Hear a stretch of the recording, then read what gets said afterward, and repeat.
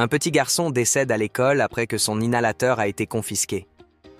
Imaginez un enfant plein de vie, passionné par la nature et les motos, dont la vie a été fauchée par une crise d'asthme. Ce scénario tragique n'est pas une fiction, mais bien la réalité qu'a vécue un garçon de 12 ans décédé à l'école, faute d'avoir son inhalateur à portée de main. Une règle administrative a transformé une crise gérable en catastrophe. Son histoire résonne encore aujourd'hui comme un appel urgent à la prévention et à la sensibilisation. Une politique scolaire aux conséquences tragiques. Ryan souffrait d'asthme depuis son enfance, mais il savait gérer ses crises grâce à son inhalateur. Pourtant, le règlement de son école aux USA imposait que tous les médicaments soient conservés sous clé au bureau du directeur. Résultat, Ryan n'avait pas son inhalateur sur lui lorsqu'il a eu une crise d'asthme en jouant au football. Ses camarades ont tenté de l'aider, le transportant en urgence jusqu'au bureau, mais il était déjà trop tard. Ryan s'est effondré avant d'atteindre son médicament salvateur. Un drame évitable qui a bouleversé sa famille et toute une nation.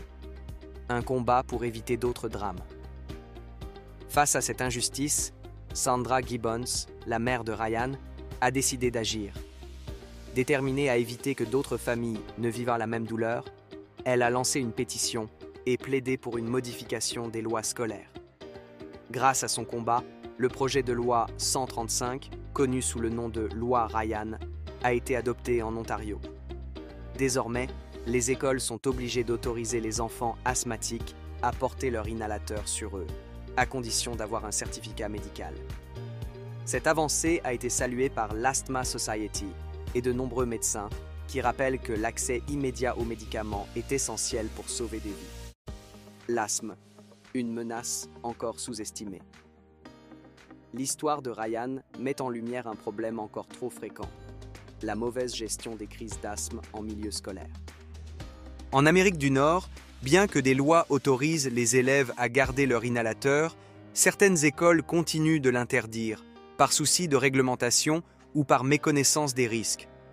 Pourtant, l'asthme tue encore des milliers de personnes chaque année, et de nombreux décès pourraient être évités avec une meilleure prévention et un accès rapide au traitement.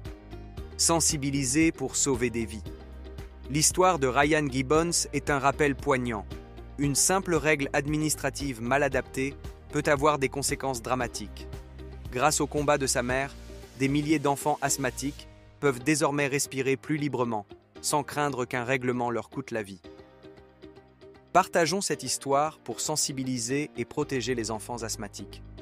Parce que chaque seconde compte face à une crise d'asthme, un inhalateur doit toujours être à portée de main.